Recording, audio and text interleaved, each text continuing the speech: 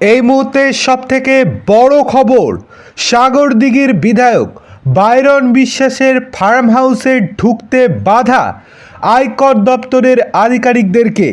আপনাদেরকে আরও একবার জানিয়ে দিচ্ছি, সাগরদিঘির বিধায়ক বাইরন বিশ্বাসের ফার্ম হাউসে ঢুকতে বাধা আয়কর দপ্তরের আধিকারিকদের।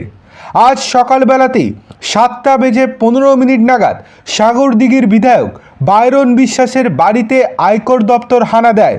তারপর সেখানে শুরু হয় তল্লাশি অভিযান।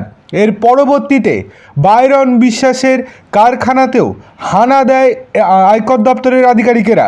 সেখানেও বিভিন্ন কাগজপত্র দেখতে শুরু করে। বুধবার সকালে বিধায়কের শামশেরগঞ্জের বাড়িতে প্রথমে হানা দিয়েছিল আয়কর দপ্তরের আধিকারিকেরা। আয়কর ফাঁকির অভিযোগে কেন্দ্রীয় বাহিনীকে সঙ্গে নিয়ে বাইরনের বাড়িতে হানা দিয়েছে আয়কর বিভাগ। মুর্শিদাবাদ এবং বীরভূমের একাধিক এলাকাতেও আয়কর হানা চলছে। বিধায়কের বিরুদ্ধে অভিযোগ, দীর্ঘদিন ধরে তিনি কর ফাঁকি দিয়েছেন। সেই কারণে বাইরনের বাড়িতে, কারখানাতে, বেসরকারি হাসপাতালে এবং তার ফার্ম হাউসে হানা দিয়েছে কেন্দ্রীয় সংস্থা আয়কর দপ্তর। জানা যাচ্ছে, প্রথমে বাইরন বিশ্বাসের বাড়িতে এবং পরে কারখানাতে হানা দেয় কেন্দ্র এজেন্সি এবং সেখানে তল্লাশি অভিযান শুরু করে।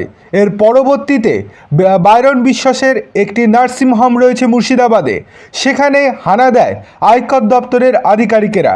বর্তমানে সেই নার্সিং হোমের ভেতরে বিভিন্ন কাগজপত্র খুঁটিয়ে দেখছেন কেন্দ্র গোয়েন্দা সংস্থার আয়কর দপ্তরের আধিকারিকেরা। অন্যদিকে সর্বশেষ তার ফার্ম হাউসে গিয়ে উপস্থিত হন আয়কর দপ্তরের আধিকারিকেরা, কিন্তু সেখানে আয়কর দপ্তরের আধিকারিকদেরকে হেনস্থা করেন বাইরন বিশ্বাসের নিরাপত্তারক্ষীরা। পরবর্তীতে অনেক ঝামেলার পর শেষ পর্যন্ত কিছুক্ষণ আগে তার ফার্ম হাউসে ঢুকতে পেরেছেন আয়কর দপ্তরের আধিকারিকেরা।